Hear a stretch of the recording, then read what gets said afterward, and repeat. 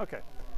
So today, hopefully everybody, I saw that there were 75 views or something of the impromptu lecture on Tuesday that was broadcast to YouTube.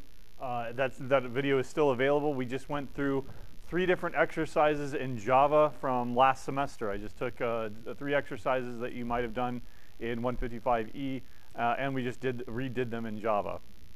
So hopefully that helps you with your assignment. Remember, your assignment is due at midnight tomorrow evening, and it needs to be of your own work, no partners on that, but partners starting on homework 2 and beyond. Looking ahead to next week, that's going to be your first draft of your design document. And I've devoted Tuesday to a few people from the Writing Center are going to be coming in, and we're going to be giving all 3 of us will be giving a writing lecture on the importance of design documents, drafting, and stuff like that in the context of computer science and design. Right? But today we're going to continue talking about Java and objects in Java in our attempt to get a segue into object-oriented programming. Just as a review here, remember we were designing this airport object. Let's go ahead and tie these together so we can see it. There's the original airport that we've created. It has a name. It has a code like LNK for Lincoln, OMA for Omaha, and it has a location designated by a latitude and a longitude. Both of those are primitive double types. And then we started playing around with it in another class. We realized that we can access individual member variables with the dot operator, very, very similar to C, very, very similar to many other programming languages because they're C-style syntax. So the dot operator is an accessor operator. And then we went, but we realized that this is not a great design, that once you create a new airport and then you start setting everything outside the class, right? Imagine if you wanted to create another airport. Now you're copy-pasting a bunch of code. And copy-paste is never a good idea. It's never a good practice. So we started putting a lot of this stuff into the constructor, right? I put the name and the code to demonstrate that you can go ahead and create those we call it instantiation. When you create a new import, you're instantiating a new instance of an airport. But we didn't go the full direction, right? We only had time to do the name of the airport and the code of the airport. We didn't have time to do the latitude and longitude. So that's where I want to continue now, right? So I'm going to go back and change my constructor so that it has a double latitude, double longitude, etc. Right? And then remember the keyword this. That's how an object can refer to itself. Outside of this class here, we've got an airport named Lincoln. But imagine you're the object itself. You have a reference outside of you called Lincoln that's referring to you. That reference, that Lincoln variable, it exists outside of the class, and therefore I know nothing about it. So I need a way to refer to myself. I don't have that Lincoln variable out there. I need a way to refer to myself, and the way that I do that is with this keyword. This dot latitude equals latitude, right? And already I'm exhausted typing. I don't want to do this anymore, right? One common complaint about Java is that it's verbose. That to do basic things like constructors, you got to write a lot of lines of code. Oh my, it's so daunting of a task to write a bunch of stuff. It's not that daunting, all right? And 2, if you don't like typing, then don't, right? This is why we use IDEs, integrated development environments. They do a lot of shortcuts for us. For example, you've already seen that the shortcuts that it's doing for us is automatically compiling in the background. It can also do basic code generation. So unfortunately, you can't see it because it's on the other screen. But if you're in Eclipse, then you can go up to the menu at the top, and there's a source, and then you can go down to there's about 1/3 of the way down. There are a bunch of generate code for you, and again, unfortunately, it's not going to appear on the other screen here. But you have generate getters and setters. We'll talk about those momentarily. Generate delegate methods. Don't worry about that. Generate hash code and equals. Don't worry about that. What I'm looking at, if you've got Eclipse open right now and following along, is generate constructor using fields. That pulls up this little pop-up right here. Right? I want to generate a constructor, a method that constructs or instantiates a new airport object. And if I wanted the original, I could just say, okay, well, I want it to instantiate with a name in the code, generate the code for you. There it is. Right?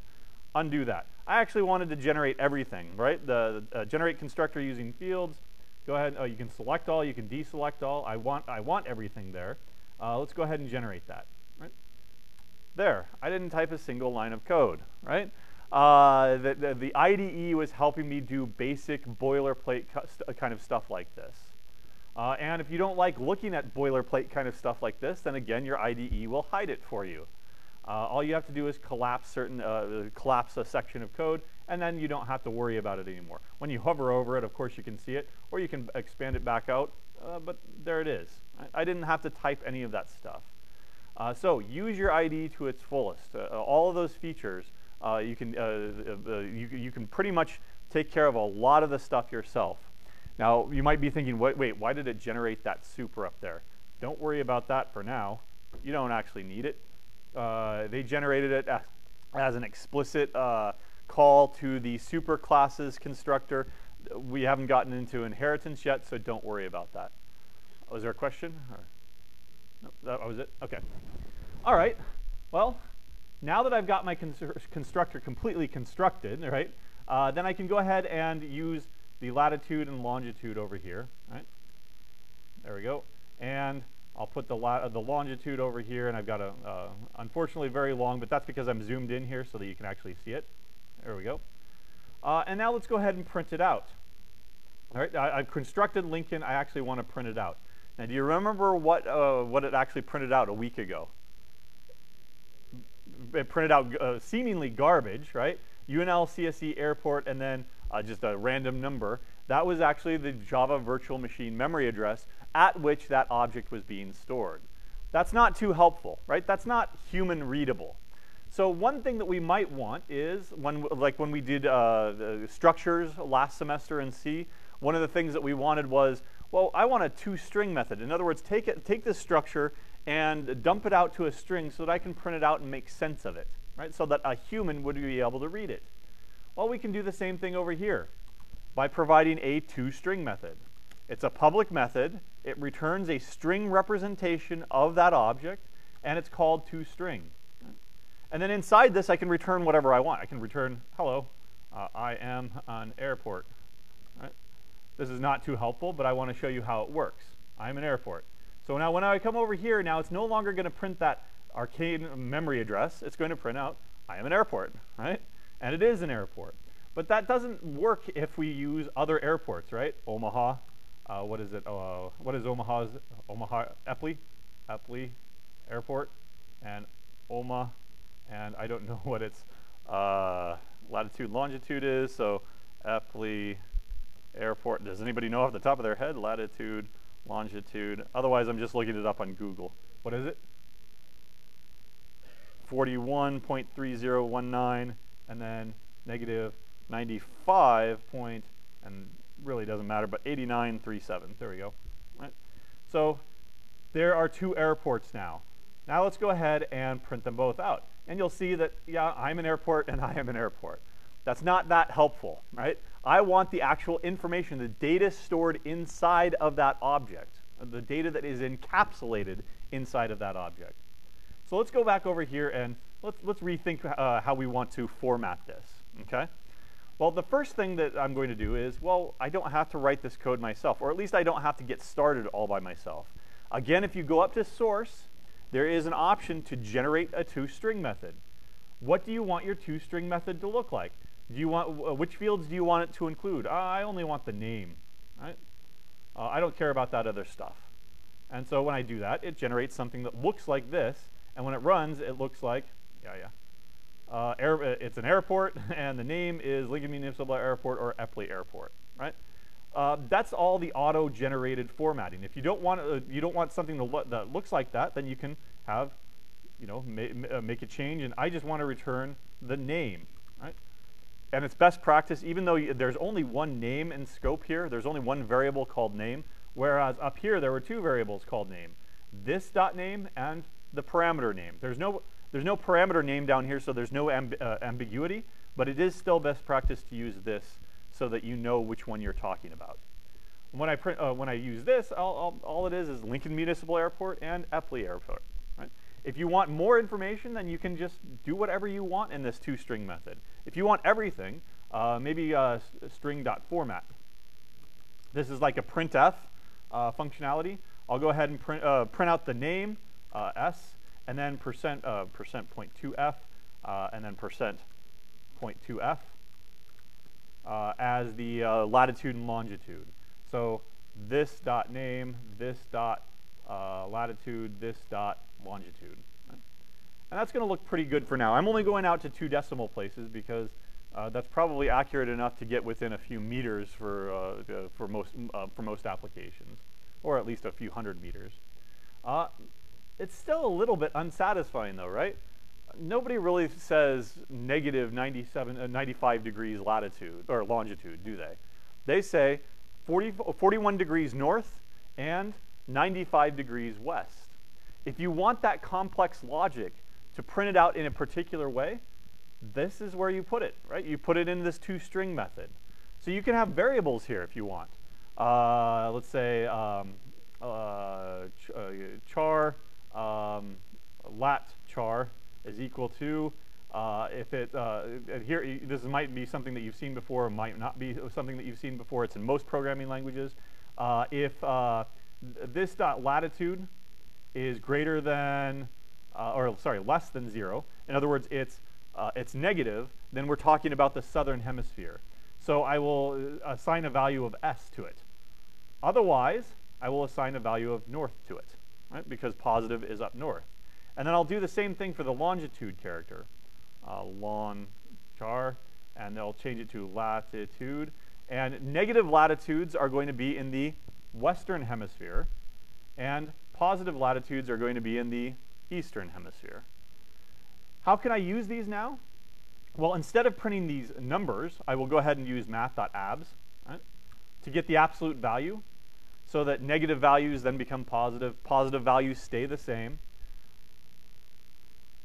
Let's just take a look at what this looks like as an intermediary result here. I'm not using these characters yet, but you'll see down here that the negatives are now gone, which is wrong. It's not 95 degrees north. What I want to do now is put in that character. Put in that character and put in that character. And then I'll have to interleave them here. This is going to be the lat char, and then the last one is going to be the lon char. There we go.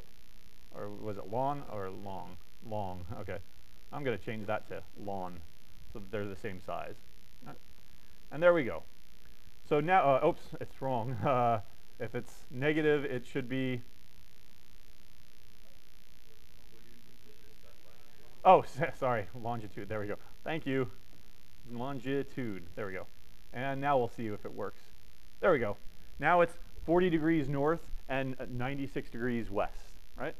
All that's not that complex of logic, but it is a fair amount of logic. Imagine if I took all this logic and threw it outside the class, right?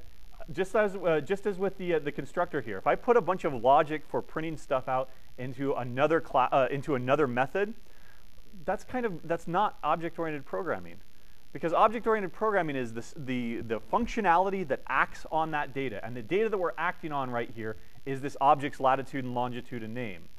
The data that acts on an object's data, or the functionality that acts on an object's data, belongs in the class.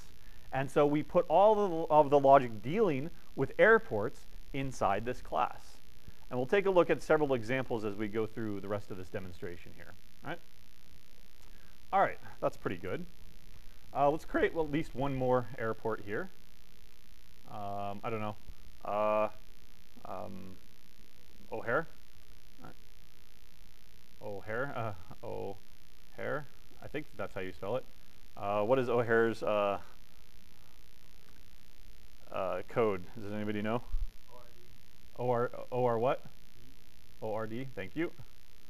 And then I just looked up its latitude and longitude. It's 41.9742 and negative 87.903. There we go. All right. And I can go ahead and print that one out too if you want to. There. And now that all works. Now that I've got 3 though, I can start thinking about doing some actual data processing. For example, I can start thinking about, well, what if I wanted to order these? Are these in any order? So they're in the order that I created them, right? And they're in the order that I printed them out. I want to sort them according to their name, let's say.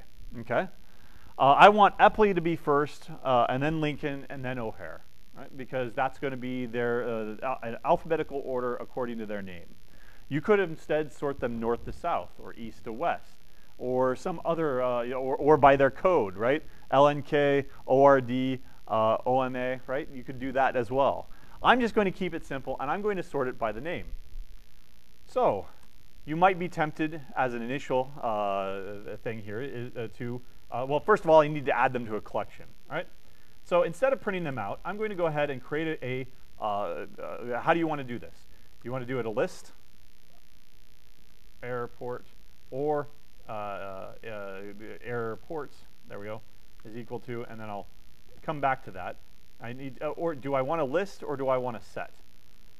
Remind me, what's the difference? A set can only have unique values and it's unordered. If it's unordered, can you sort something that's unordered? No. But if it's a list, 1, you can have duplicate values, but 2, you can't sort it, right? Oh, you can sort it, excuse me, because a list is an ordered collection, right? So I'll go ahead and create a list here, array list of airports. There's Java 8. You can, through elision, that's a, create new, sorry, new, there we go. And then I have to import all this stuff. Import Java 7 and prior, you actually had to repeat the parameterization over here, but you don't have to do that anymore as of Java 8. Import this, there we go.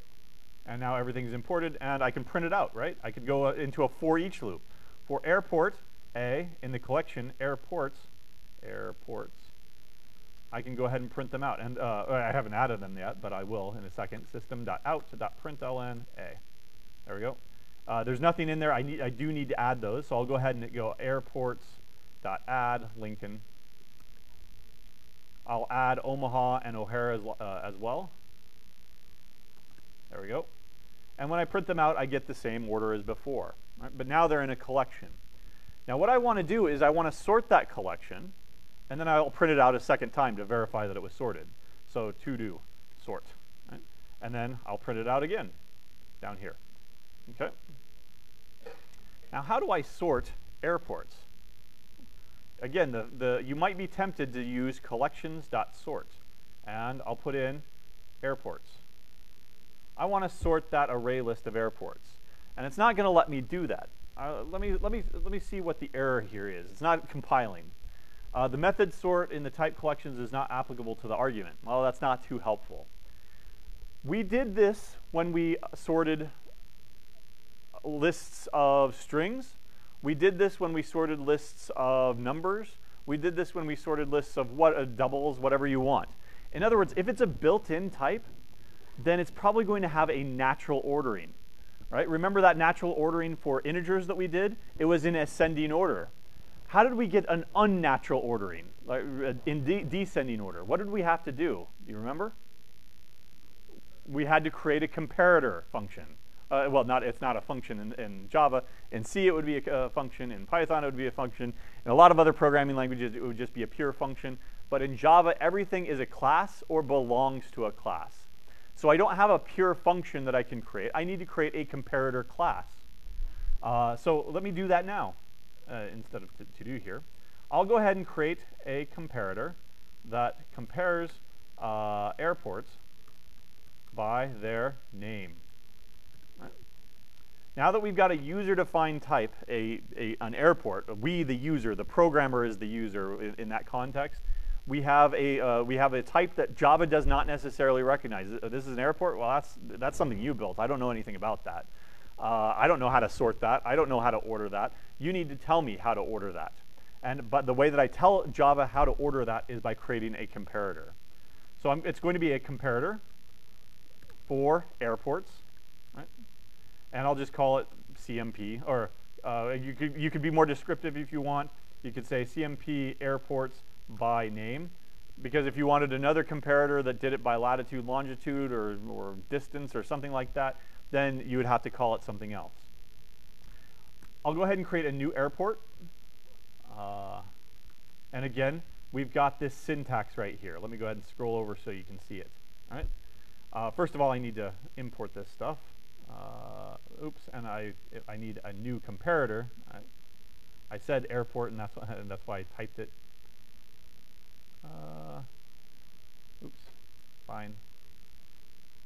Is that going to, okay. That's fine now. It's still not compiling, but there's a different reason why. Let me go ahead and zoom out here so we can see it all. There we go.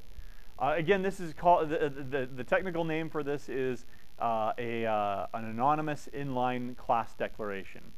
I could create a class called My Awesome Airport Comparator, right? .java, and then I can put that functionality into that class. But it's kind of a one-use thing. What if I had done that? What if I had created, here's what it would look like. New class, airport comparator by name, right? Something like that. And then I would say that it implements comparable for airports, right?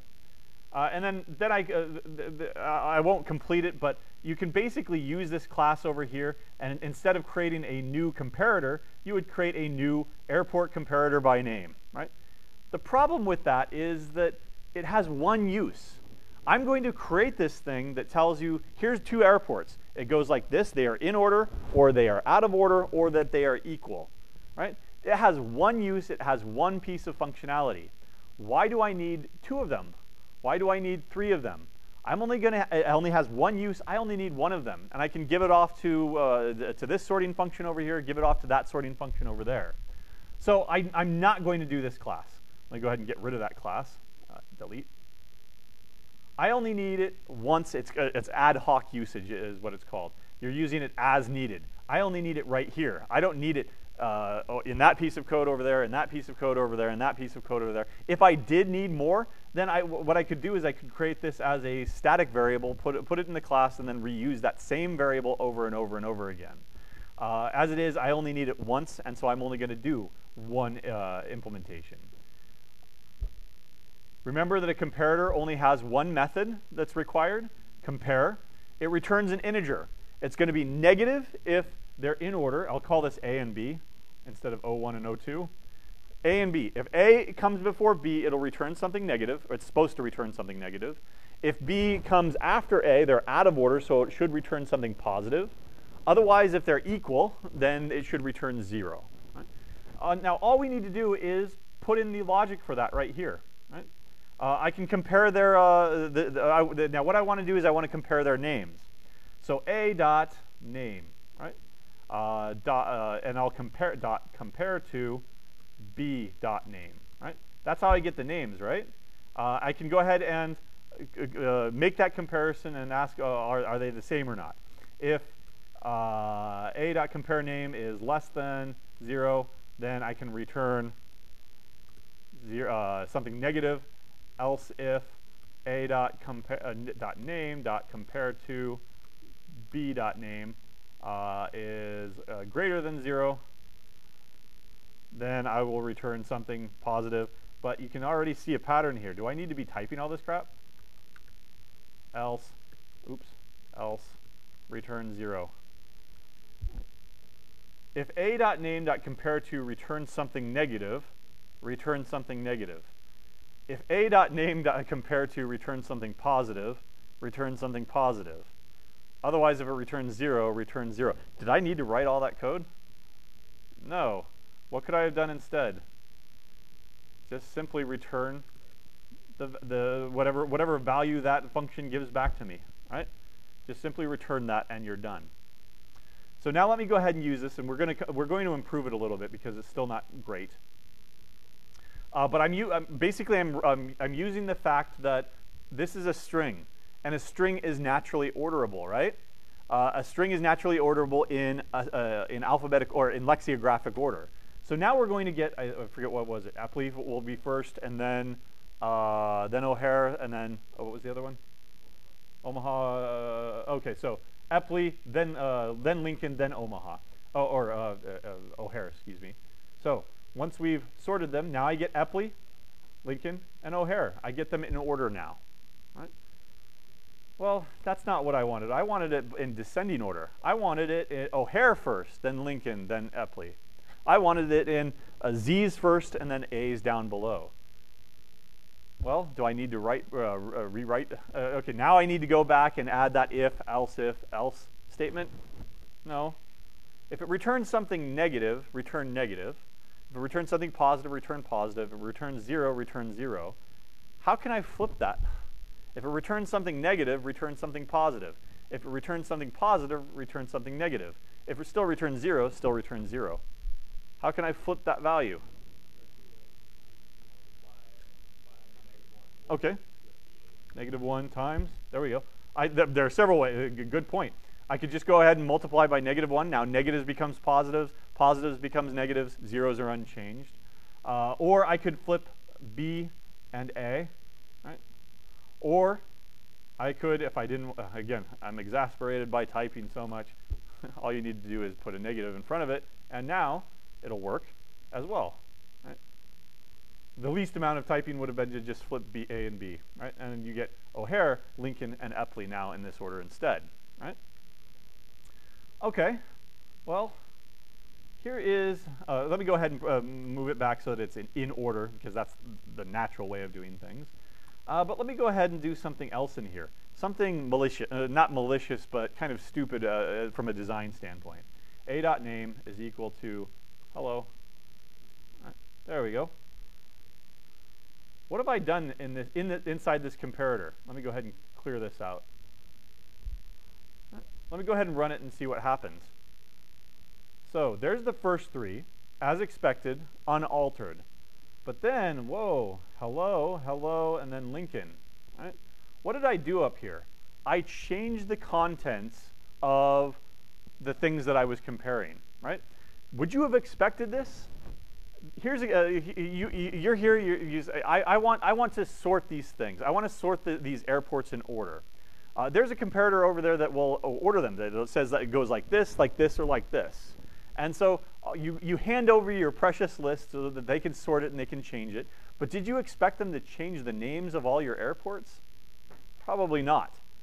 So how can we prevent them from doing that? I don't want you to change the names of my airports. I do want you to rearrange them so that you print them out in a different order, but I don't want you going and changing the names of all my airports, right? I'll go ahead and leave that for now. Let's come back over here and rethink this design. Now, we've got several what are called visibility keywords here. We've already seen public. There are a couple of others here. There is, oops, let me go keep it like this. There is protected, right, which has one meaning that we won't go over right now. There's also the lack of a keyword, which has a different meaning. It's called package protected. But the one that I want to focus on right now is private. I want to make this a private variable. In other words, I want, remember with encapsulation last semester, we talked about weak encapsulation and strong encapsulation. C only has weak encapsulation, where you can take pieces of data like name, code, latitude, and longitude, and you can group them together. You can encapsulate them into one logical unit. And we've done that here. But another part of encapsulation is the protection of that data. We don't want just anybody to change that data. So the way that you achieve that in object-oriented programming languages is to make your variables private. Right? Private, private, private, and that, again, I don't want to type. So I don't want to type too much. I can go ahead and use code block selection mode there to get it all done at once. Right? And again, I've demonstrated that now several times. On a Mac, it's Option Command A. Windows it is. Alt-Control-A, I don't know what it is. But anyway, there, now I've got all my variables as private. Let's go back over to the airport demo where there now is a problem. There are several problems. Wait a second. A.name, I can't, well, now I can't change it anymore. The airport is, the name, the field airport.name is not visible. So I've achieved my goal. I prevented the outside world from changing it. Now this is no longer going to compile now. So let's go ahead and get that. But as a side effect, that's not going to compile either, right? If it's private, then that means that you can't change it, but that means also that you can't get it out of the class to look at it, to say that this name goes before this name or vice versa, or that they're equal. So how do we solve that? Well, we can go back and say, all right, well, now I don't want it private, right? And we're back at square one where, okay, well, now you can make changes to it. Oops, I didn't want that. Undo, undo, undo. There we go. There we go. So the solution to this is to provide what's called an interface. How do you interact with this object? We've already got the inklings of an interface here. How do you create airports? You call this constructor with the keyword new. How do you convert an airport to a string? Well, you can call this method right here or just print it out and it'll automatically call that method for you. But how do I get the name out of this class? Because I need to use it. I need to compare it to that name over there, to that string over there. You can add what is called a getter. Public, oops. Public, come on. Public void get name. Right? Return this dot name. Right? Now I've got the best of both worlds. Oops, it's not void, it would be string, right? I'm returning a string. I'm returning this object's name so that you can use it. That prevents anybody from changing it in the outside world, right? You still can't do this. You still can't go a.name is equal to hello. That's going to still be a compiler error. But now what you can do is you can still get it out and use it, get name, by calling the function instead. These are generally called getters, right? Get name, and now you can use those. Right, outside of the class. That seems so darn useful that maybe I want to make a getter for the code and the latitude and the longitude, right?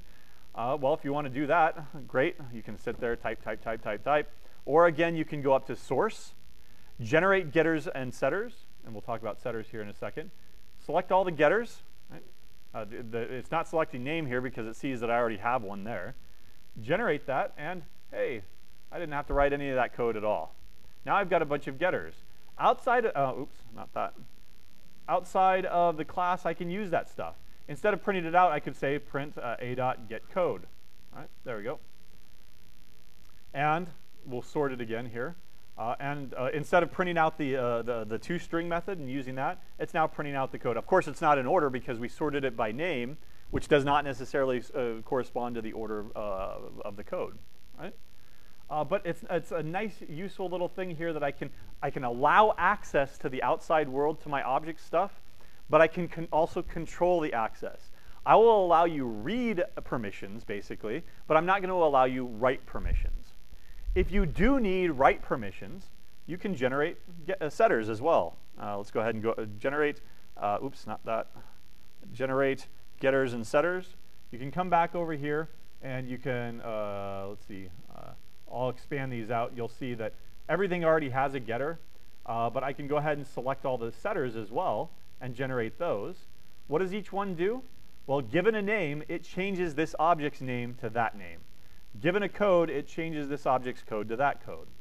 If you need what are called mutable objects, changeable objects, then you can go with a design like this. Really think on whether or not you need that, though. Immutable objects should always be preferred unless there's a very good reason for you to have mutable objects. Think of all the objects already given to you in Java. Strings are immutable. Big D doubles, those are immutable. Everything that's built into Java is immutable for a reason, because it provides thread safety.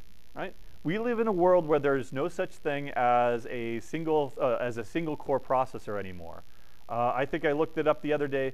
My Mac up here, it's a year or two old now, but it has 4 cores, and with hyper-threading, it can simulate to have Actually, you can double the number of threads that run on each core. So you've got 8 processes that can be running at any one time on one chip.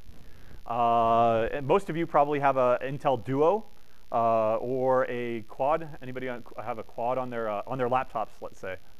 A Quad on their laptop? They don't go up any. Oh, yeah. Anything above that? They don't have Ochos yet, do they?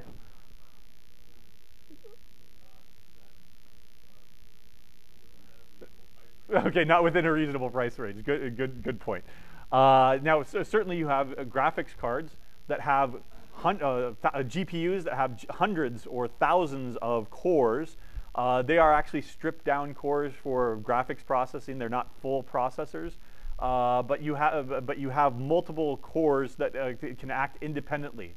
In other words, you really need to think, for performance nowadays, you need to think multi-threaded programs where you've got multiple threads working all at the same time. When you have that, you need thread safety. In other words, if I've got a string here, and I've got a thread that acts on that string and another thread that acts on that string, and what the first thread comes in and changes it, right? It's like pulling the rug out from the second thread, and you don't have any thread safety. However, if I have a guarantee that this string right here is immutable, that nobody can change it, then you have thread A and thread B. You can come in and read that data concurrently, and there's no problem because you're not stepping on each other's toes. It's read only. So you should prefer immutable object design over mutable object design unless you have a very good reason to do so. And even then, you have other design patterns like a copy constructor or something that we'll look at later on whereby you can get mutability, but you can get it in a more controlled fashion. Right? But the typical use case for something like this is to validate data. What if somebody gave me a name that was invalid? For example, null. If name is equal to null, then I will consider that's bad data. I don't want, there's no such thing as an airport without a name. So I can throw a new illegal argument exception or a runtime exception or something like that, whereby you can say names are not allowed to be null, right? And I'll throw that back at them. Otherwise, I'll go ahead and allow them to change the name. How might that work over here now? Well, again, you don't want it to work, but if you actually wanted to do something like this, a.setName, I can set it to hello, right? Which maybe that's okay, but it's still bad. Let's go ahead and print it all out so that you can see that it's actually changing. I will get that hello and hello again, right? If I try to change it to something that is definitely not allowed, like null, just get rid of its name, blow that string away entirely, then I'm going to get that exception right there. Right? And there's my message. Names are not allowed to be null. So getters and setters allow you control over how the outside world interacts with your object. Yeah, I'll go ahead and allow you read access, but not write access. Or, yeah, I'll go ahead and allow you write access, but if you ever try to set it to something invalid, then I'm not going to let you do that. Right? And those are the typical use cases for setters if you're going to go down that route. Again, I would suggest that you really rethink what you're doing. Do you need to have mutable objects? Probably not. Right? Or there are other better ways of doing it. Okay? All right, that looks like a pretty good design so far. I've got everything I need, and obviously this is now a compiler error. I can go ahead and run this. There we go. And I get what I want, Epley, Lincoln, and O'Hare instead of Lincoln, Epley, and O'Hare. Right? And I can start processing that data. I can start doing whatever I want to that data. Okay? All right, questions so far? Yeah? Just curious, would there be a way to like build the comparator into your class so that it's always the default? Good question. I wanted to avoid that, but I will go ahead and show you how to do that really quick. Implements comparable. I can't even spell it right. Airport. There we go. And now it's going to complain that there's a missing method. Add that unimplemented method. So you are implementing this interface here, and it's comparable. That it's going to compare airports to it. And now it's down here. You can put whatever you want in here. I will go ahead and say this dot code dot compare to o.code. Right, there we go. And I'll return that. And now now it's naturally ordered, right? Now you don't need a comparator anymore. I can go ahead and do it without a comparator. That gives me that other, I'll go ahead and print out plus space plus a dot get code, right? And now you'll see that it's actually ordered by code. LNK comes before OMA and ORD comes last. And that's built into the class itself. The drawback to that, now that's done on everything that's built into Java. That's how strings are comparable. And that's how you can order, you can sort strings without having to use a comparator if you just want the natural ordering. The drawback to this is if you go with this design, then you're stuck. There's only one way that you can ever do it. And if you ever want it a second way, a reversed order, or by name, or by latitude, or by longitude, you're going to have to write a comparator anyway. Right? So that's how you would do that. Implements comparable. And we'll get into that later, but let me go ahead and get rid of this. Yeah, yeah. And there was a question over there. Yeah. Is it good practice to set the objects in that class to be private always? The fields, yes. Undo this. Let me understand. Let me get if I understand what you mean. These things right here. Yeah, it's best practice to always make them private and then control them through getters and setters or the constructor or some other pattern. Otherwise, if you leave it, let me show you again. Let me go back to this. And so that if it's public, that means any piece of code in the entire program can see it. Any piece of code in the entire program can change it. And now you've got chaos because now you've basically got a global variable. Anybody can change it, so you have to test for the eventuality that any piece of code could change it. And what are the side effects of that, right? Any piece of code could change everything to hello. You don't want that, right? You want to prevent that. Now, we're not talking about, this is not security, right? We're not saying that you're securing your variable values. If I stored a password in the name field, it's not a secure password or anything like that. It's just a design principle.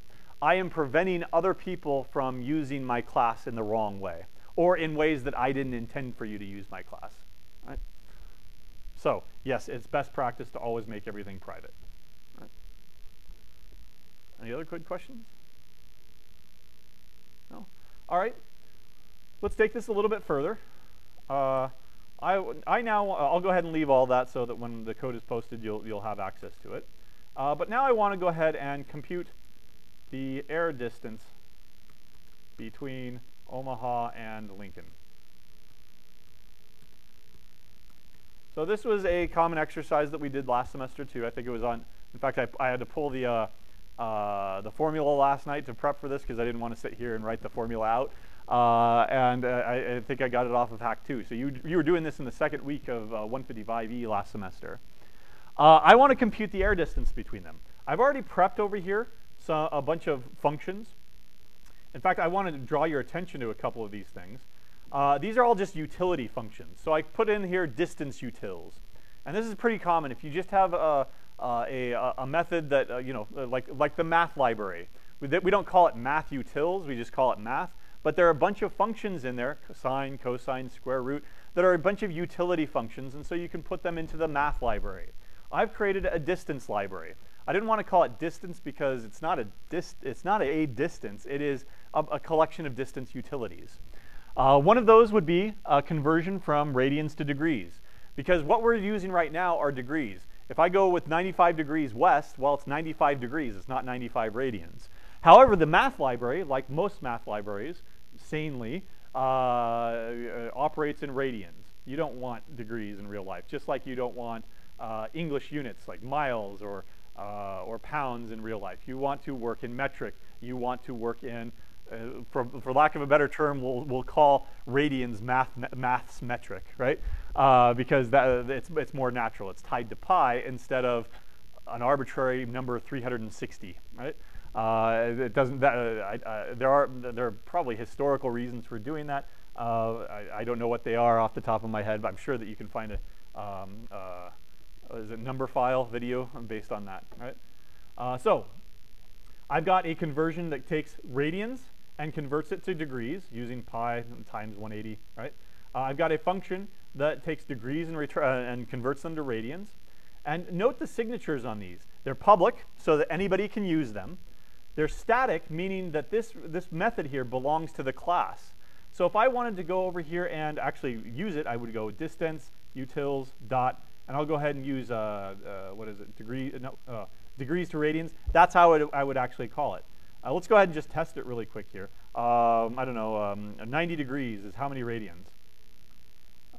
Double deg is equal to, or degrees to radians, so it'd be rad is equal to, so it's pi over 2 system.out.println rad. It's going to be 1.57 blah blah blah, right? So there it is, right?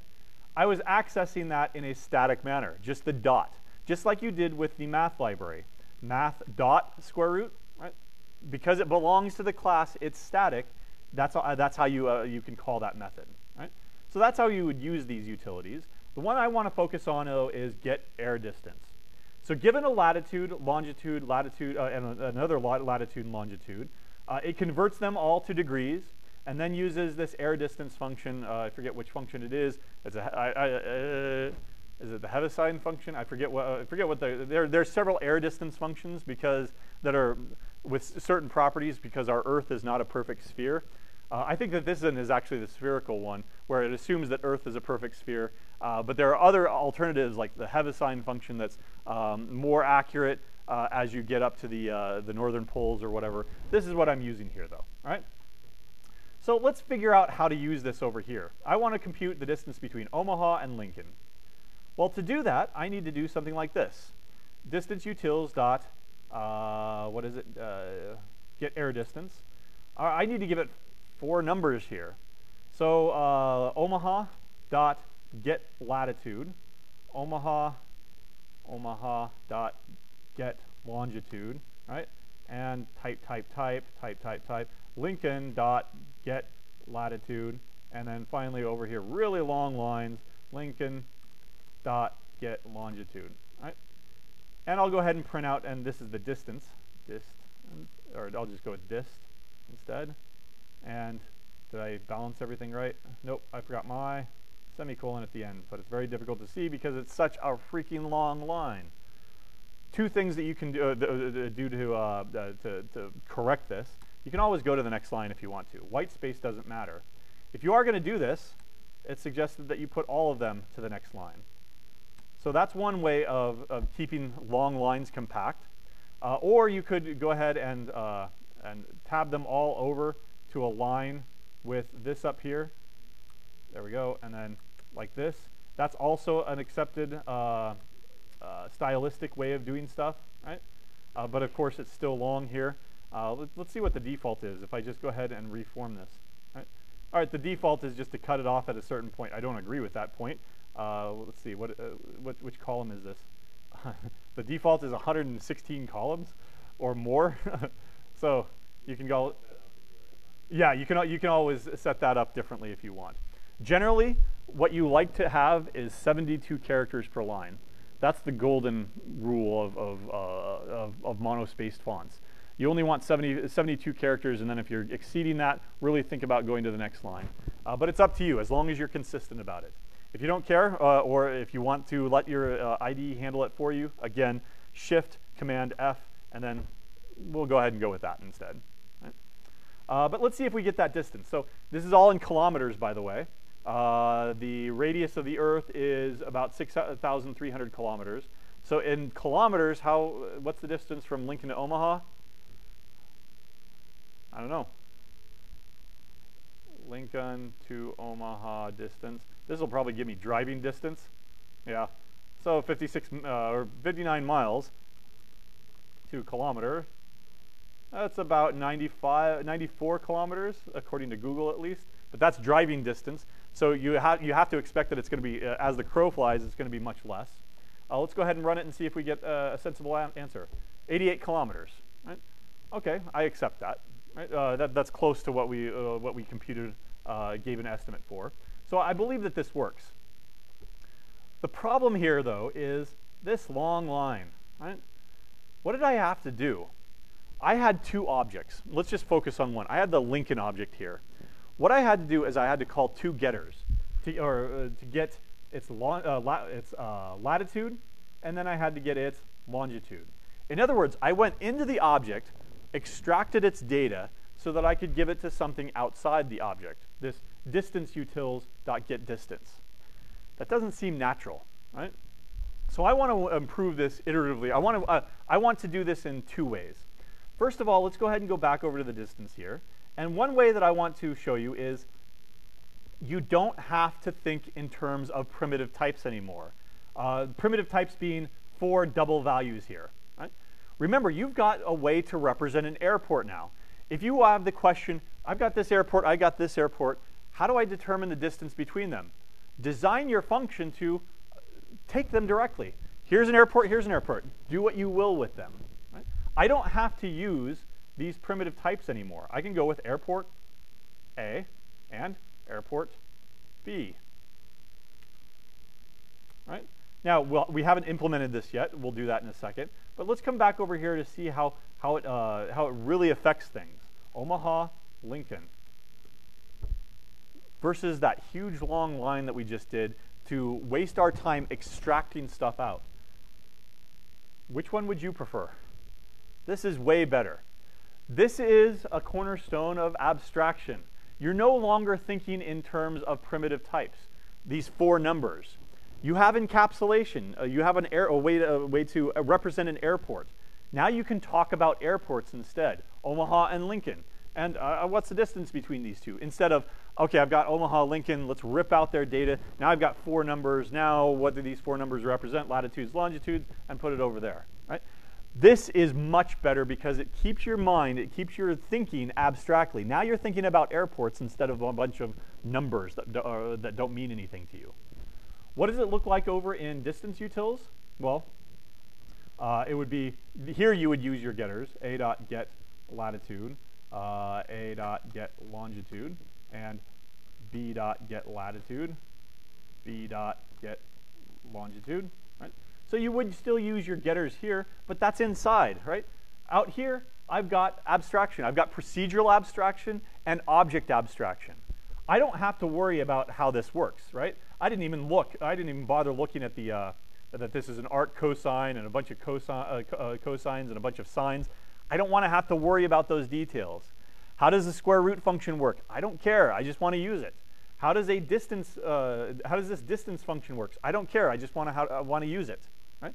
But I'm using it in a more abstract manner here. I'm just giving it airports without having to extract those numbers. Now let's take this one step further. Remember, encapsulation. It is the grouping of data, these 4 pieces of data over here in the airport. It is the protection of that data, making them all private, protecting them from the outside world, making changes on them. And the third part of encapsulation is that you group the functionality that acts on that data inside the class. We've already touched on that a little bit with the toString method, the constructor, and a bunch of getters. What I want to do is I now want to do something a bit more substantial. Let me go ahead and create another function here, get air distance, right? And airport that. I don't like the name that, but we'll go ahead and use that for now because it is going to have a little nice analog here. Let me go ahead and document this first of all. This function, or method, again, we're in Java, so everything has to be a method now. This method computes the air distance, 2 words, between the given airport, and you can code it up here, airport. Right, there we go. I don't want that. I just want, okay, fine, code, airport, code, and this airport. All right, and you can come back and change the make it a little bit prettier if you want to. Right.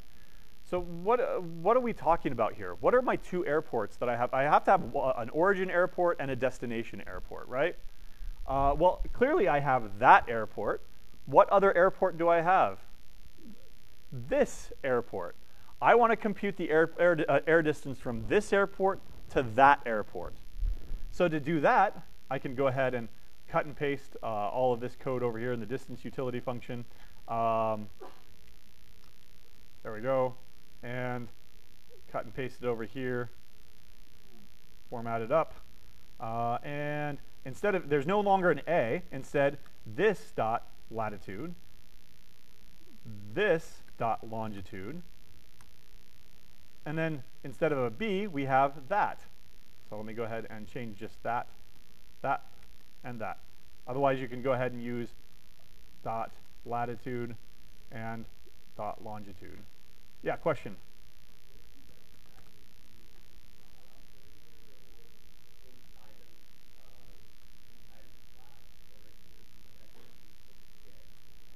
That's a good question. So the question was, you saw me doing this one of two ways. You could go this dot get latitude, or like this, just dot latitude. You'll see a variety, and I think that if you do this by code generation, it will use the getters if they're available. I personally like to go with just the naked dot operator without the getters. Because if you ever take away your getter, now you've got to go back and change your code.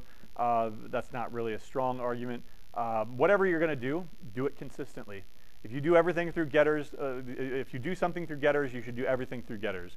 If you do everything through the blind or naked, whatever you want to call it, dot operator, then do everything through the naked dot operator. Note here that dot latitude, that's not this object, but it can still interact with its elements because the visibility of private means that any instance of an airport can see it. So that's why I went with this dot and that dot. And I'll go ahead and be consistent about it here and only go dot latitude. Okay. I think that that's good. Right. Now, there are some other issues here. Well, there's a compiler issue. Earth radius. This is a good way of thinking about it. So what I was going to say is, now I am accessing code outside of this class. I'm accessing the degrees to radians, right? Here's a degrees to radians. Where does that belong? Right? Converting from degrees to radians, does that have anything to do with airports? Probably not. So it doesn't belong in this class. So it's okay that I leave it outside the class. What about just like arc, cosine, or sine? Do trigonometric functions have anything to do with airports? No. That's why I'm going to leave them over in the math class, right? And let it handle it. The one issue here, though, is Earth radius. I need the Earth's radius in order to do the distance function, right? Well, does that belong in the airport class? Airports have nothing to do with the Earth's radius, other than if you wanted to do air distance between them. So I think we have a very, very good argument here for instead of using this stuff, I'm going to go ahead and change how this works. And I'm going to use, where is it? Distance utils. I'll use this version here. Right? So get rid of all of this, because I don't want that. I've got that functionality somewhere else, right? First of all, if I leave it like this, even if I go down this path, look, I've got the same stuff over and over again. In fact, I've got it in 3 places. If you ever find yourself having the exact same code or very, very similar code in 2 or more places, you are violating the DRY principle, the dry principle, which is do not repeat yourself. Right? If you've got a piece of code that does something like, say, converts everything to degrees to radians, maybe you should be having a function to do that for you. So I'm going to go ahead and conform to the dry principle here, and just simply use return distance utils dot get air distance between this and that. Right? And now this is perfectly fine, right? Airports don't have anything intrinsically to do with air distance, and so I keep that in a separate class that does have stuff to do with air distance, but I use it in this class. There's a question? No? Okay. All right. How might we use this now? So instead of talking about a separate class where I've got Lincoln and Omaha, and then I pass both of those things off to another class, I can ask the question about Omaha, get air distance between Lincoln, right? And now that's a way more object-oriented programming than it was before. And I'm going to get the same answer, I hope. 88 something? Yeah, 88 something. The only the 3 or 4 iterations that we just did of examples, they all had the same answer. They all worked. The difference was the design, right? And which one is best, right? Well, if you're in a programming language like C, where everything is imperative, then you have to go one way because you don't necessarily have objects. But once you start introducing objects, you're introducing abstraction. And if you're introducing abstraction, like we can talk about airports now instead of 2 strings and 2 numbers. Once you start introducing that abstraction, then you want to start using it. I don't want to have to talk about 4 numbers anymore. I only want to have to talk about, or another class or anything like that. I only want to talk about my 2 airports. Here's one airport, here's the other airport. What's the distance between them, right? And by putting that, encapsulating all of that functionality into the class itself, then I'm using abstraction as well, that I don't have to worry about those details. Oh, it calls this other function over there on distance utils. This is way more object-oriented programming. You also notice that it oftentimes leads to fewer lines of code in the immediate vicinity of what you're working on. Over here, granted, there's lots of lines of code, right? A class itself can be very, very verbose. But the usage of the class can be very, very terse, very, very small, right? I don't have to extract a bunch of numbers here anymore. I can simply just interact with my objects. Omaha to Lincoln, right? Now think about all that typing that I would have had to do before to get another distance, like dist is equal to, what's the air distance between O'Hare and Lincoln, right? Now I don't have to type all that stuff out to extract the numbers. I don't have to think about numbers is the more important part, though. I only have to think about airports. Here's O'Hare. Here's, well, if I spelled it correctly, here's Lincoln. What's its air distance? I don't have to think about numbers anymore. I don't have to think about that spherical law of cosines or anything or whatever it is. All I have to do is think in terms of my objects. Objects that have a real-world modeling, right? My objects are supposed to model real-world stuff, like airports, right? So that's one of the advantages to using classes. Now, over the next 3 weeks, we're going to start looking at object-oriented programming languages or object-oriented programming paradigms from a higher level, and then we'll come back to Java intermittently to show you, well, this is how it actually works. But this basically gives you the first 2 pillars of object-oriented programming. 5 if you want to count it. The first pillar is objects, because if you don't have objects, you don't have object-oriented programming. So we usually don't count that as a pillar. Instead, the pillars are encapsulation, abstraction. Then the other 2 that we're really going to focus on over the next 3 weeks are inheritance and polymorphism. Okay? Any questions so far on any of this, though? No? Again, use your IDE for tricks. You might have seen another trick here. What's in that function? Well, if I go ahead and put down command, it becomes a linkable piece of code, right? It's just like a hyperlink in a web page. If you click on it, it takes you right there to that piece of code. That's on a Mac. It's going to be command. On Windows, help me out. Is it Control, Alt, something like that? Okay. In any case, you can move around your IDEs. Learn to navigate your IDE. If you become the master of your tools, then just like learning how to use a screwdriver properly, right? Then you're not fighting your tools anymore. The tools are doing all the work for you, right? All right. Let's see.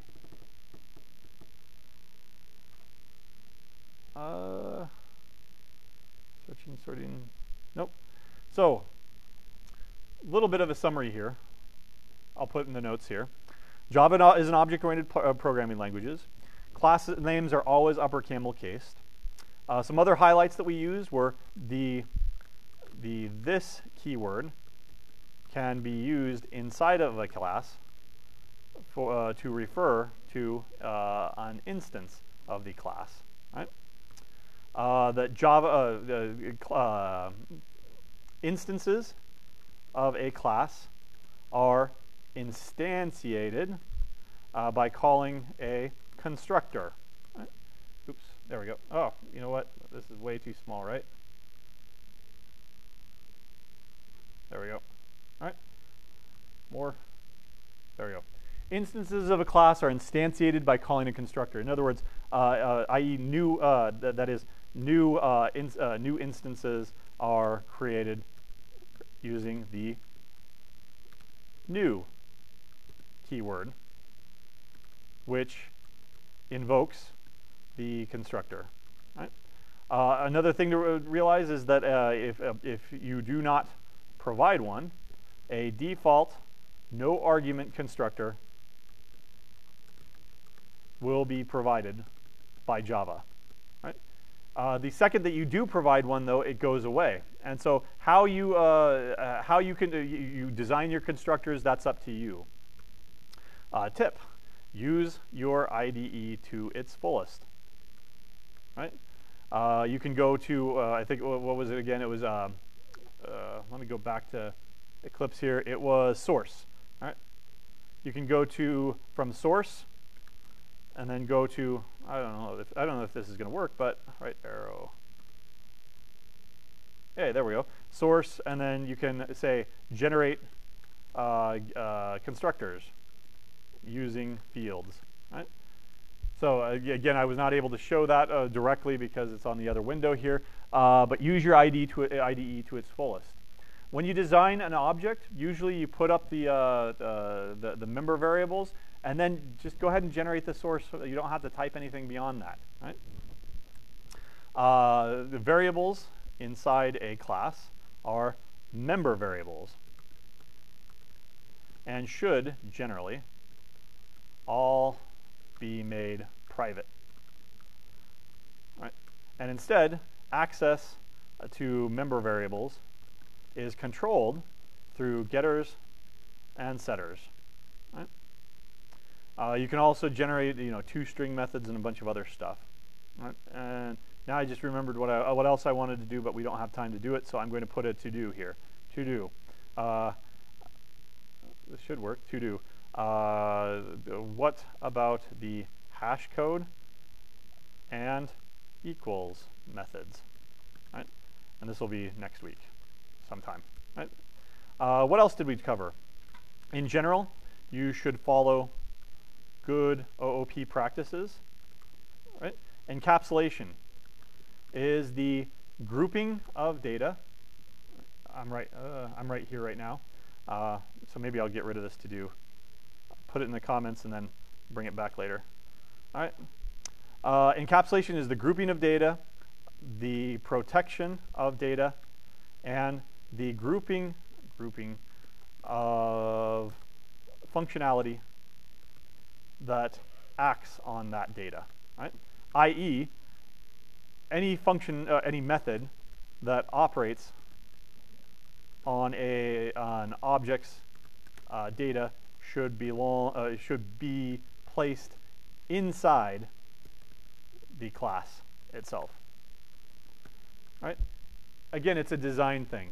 If you're separating it, you're basically putting your object through a chop shop. You're saying, yeah, okay, I'll go ahead and put some stuff in here, chop it up, take the thing that should be in here and you throw it over there. That's your distance utils. Take the toString method, chop it out and throw it over there. It's separated, right? And now in a programming language like C, you have to do that because you don't have objects. But in an object-oriented programming language, all this stuff that is all over the place should be collected into one logical unit. That's the encapsulation of object-oriented programming, right? What else did we look at? You can use comparators to sort comparators to sort your user-defined objects. Right? You just have to be careful. And what else? I think that's pretty much it, right? I think so. Right. At least as an introduction. Okay. Any last questions? Any questions about homework, real quick? All right. Make sure that if you are waiting to the last second, be aware that not many of the LAs or TTAs hold office hours on Friday evenings. If you're waiting to the very last second, then the SRC might be packed, the lab might be packed. but an official person like LA or GTA is probably not going to be there to help you out. We'll be online, and we do see a lot